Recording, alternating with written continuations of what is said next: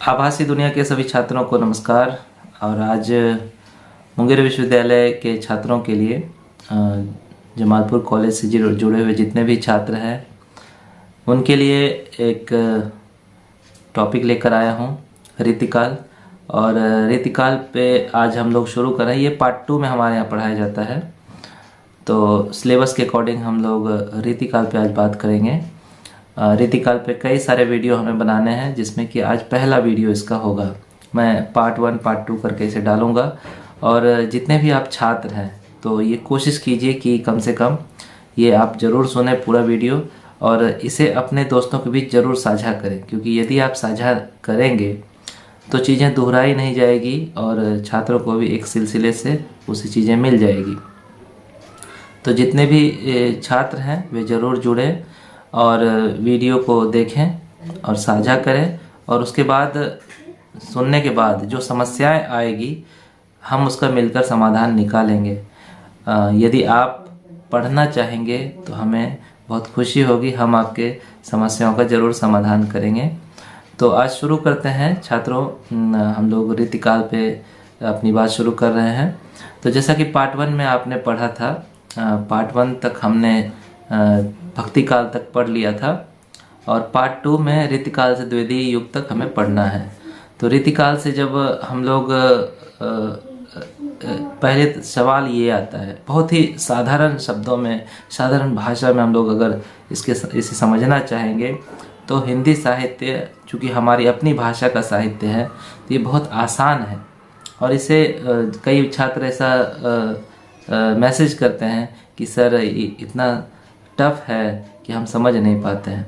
तो मैं ये कोशिश करूँगा आपका शिक्षक होने के नाते कि एक सरल भाषा में हम आपको अपनी बात सुनाएं, समझाएं, और आपको जहाँ भी उसमें भी दिक्कत होगी तो मैं उसको और भी सरल करने की कोशिश करूँगा।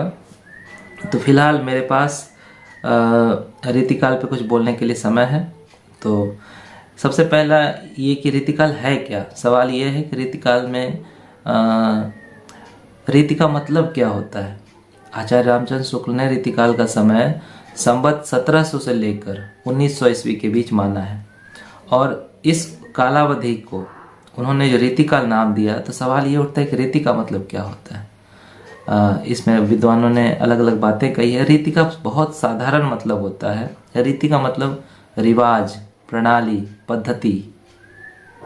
ये जो एक खास रास्ता है, रिवाज बन गया है, एक परंपरा जो बन गई, चीज़ों को एक खास कला को प्रदर्शित करने की जो कला है। जैसे कि आप देखते हैं कि जब हम कविता पढ़ते हैं तो पुरानी कविताएं जितनी भी होती है हम देखते हैं एक तुकबंद में है, एक खास उसमें छंद है। तो ये एक जो खास छंद है, तो ये छंद की एक प्रणाली है।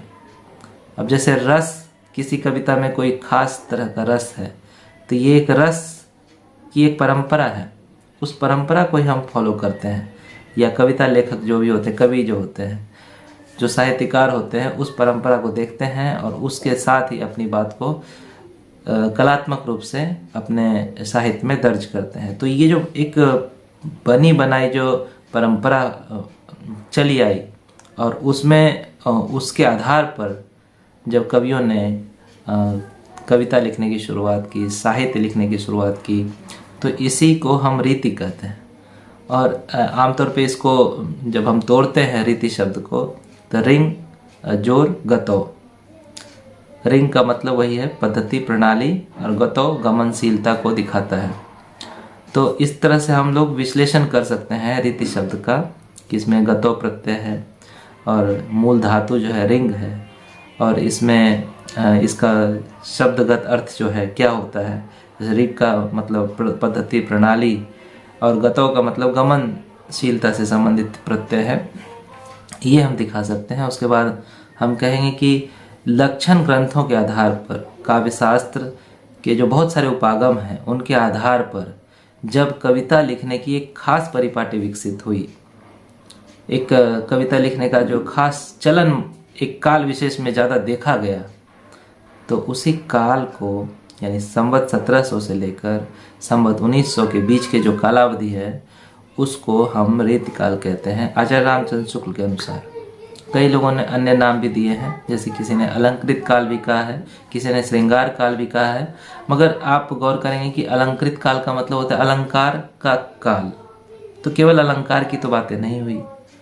किसी ने कहा श्रृंगार काल, तो श्रृंगार की ही केवल रचना नहीं हुई, उसमें वीर रचना भी शामिल है, वीर रस की रचनाएं भी शामिल है, और उसमें प्रेम के वियोग का भी वर्णन है, और सभी कई रस हैं, नवरस की कई रचनाएं मिलती है, हमें भक्ति की भी रचनाएं मिलती है। आमतौर पे हम कहते हैं कि रीति काल में केवल रीति की बात हो रही, नहीं, ऐसा नहीं है। भक्ति की भी रचनाएं हैं, कुछ ऐसी रचनाएं भी हैं जो आपको लगे कि ये रीति की रचनाएं नहीं हो सकती है, मगर हम प्रवृत्ति के आधार पर देखें कि पूरे काल में सबसे अधिक चीज़ें क्या महत्वपूर्ण रही थी कवियों की नज़र में, तो अक्सर कवि लोग क्या करते थे कि अपने आचार्यत्व का प्रदर्शन करते थे। वे ये बताना चाहते थे कि वे एक सिद्धस्थ आचार्य हैं, तो ये एक उसमें प्रवृत्ति दिखती है हमें। फिर जो भी कवि थे वो संस्कृत काव्य की जो परंपरा थी उसको फॉलो कर रहे थे लोक भाषा में, चाहे वो ब्रज भाषा का साहित्य हो, चाहे वो अवधि का हो, चाहे और भी कोई क्षेत्रीय भाषा हो, तो उसमें वे सभी कवि ये सोच रहे थे कि हम उस परिपाटी को लाए जो संस्कृत काव्य की बहुत बेमिसाल परंपरा रही है। तो उस आधार पर जो एक आग्रह था सब में, इसी कारण से इस काल को हम रीतिकाल कहते हैं।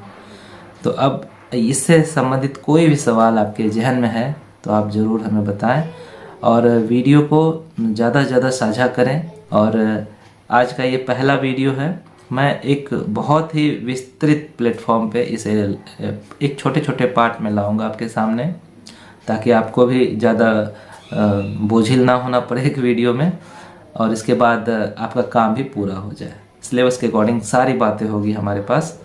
मैं फ़िलहाल तो मुंगेर यूनिवर्सिटी के आधार पर, यहाँ के सिलेबस के डिज़ाइन के आधार पर पढ़ा रहा हूँ आपको, मगर संभव है ये कई विश्वविद्यालयों के छात्र इसका लाभ ले सकते हैं। उनके विश्वविद्यालय के भी पाठ्यक्रम का डिज़ाइन है, उसके आधार पर वे भी इसके मटेरियल्स को देख सकते हैं। तो आज भर इतना ही, बहुत बहुत धन्यवाद। फिर मिलते हैं अगले वीडियो में। Thank you.